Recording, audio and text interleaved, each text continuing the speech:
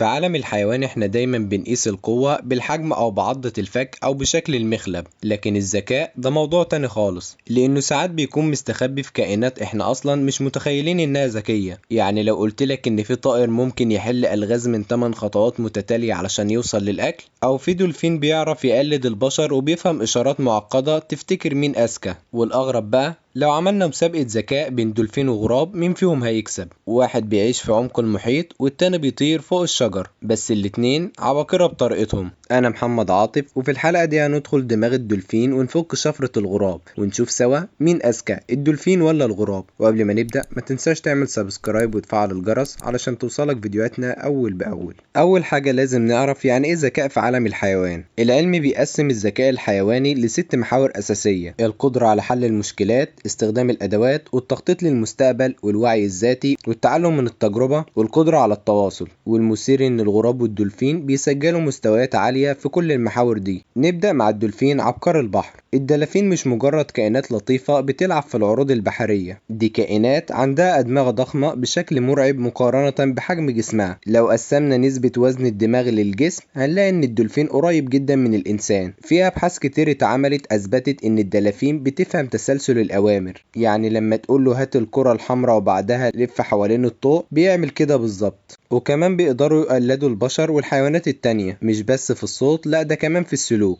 وبيستخدموا أصوات مميزة كأنها أسماء شخصية وبينادوا بيها على بعض. في دراسات انتشرت في مجلة مشهورة سنة 2013 بتقول إن الدلافين مش بس بتتعرف على اسم بعضها، لكن كمان بتفتكر الأسماء دي بعد سنين طويلة من الفراق. كمان في تجارب بيئية اتعملت في أعماق البحر ولقيوا فيها دلافين بتحط قطع اسفنج على منقرة علشان تحميه وهي بتحفر في القاع، وده اسمه استخدام الأداة لحماية الجسم، وهو سلوك عبقري. نيجي بقى للغراب. الغربان من رتبة الطيور الغرابية، وبالأخص غراب نيو كاليدونيا اللي بيعتبر من أذكى الطيور على الإطلاق. بيستخدم أدوات زي العيدان والأسلاك المعدنية علشان يصطاد الديدان من جوه الأنابيب، وكمان بيقدر يحل مشاكل بتسلسل منطقي زي لعبة الأنبوبة والمية المشهورة. وبيخزن الأكل في أماكن مختلفة وبيرجع له بعد أيام، وده يعني ذاكرة طويلة الأمد. في دراسة اتعملت في جامعة أوكلاند النيوزيلندية أثبتت إن الغراب بيقدر يخطط لخطوات قدامه قبل ما يبدأ التحرك، يعني مش بيجرب وبس، لا بيحلل الوضع وبيحط خطة ذهنية قبل ما يتحرك.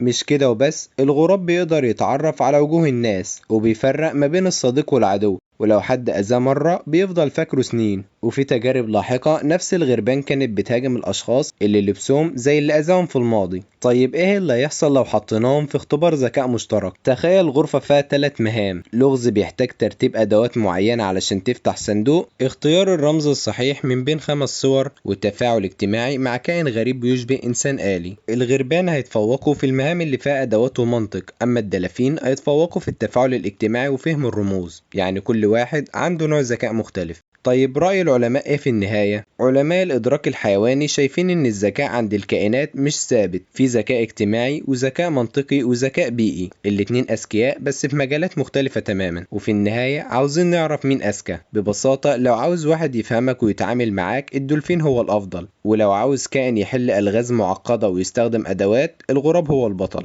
الإجابة مش مين أذكى، الإجابة الصح إزاي كل واحد فيهم بيستخدم ذكائه. وبكده يكون جاوبنا على سؤال حلقة النهاردة: لو عملنا اختبار ذكاء ما بين الدولفين والغراب مين هيكسب؟ لو عجبك الفيديو ما تنساش تعمل لايك، وما تنسوش تكتبولي في التعليقات حابين المقارنة الجاية تكون عن ايه.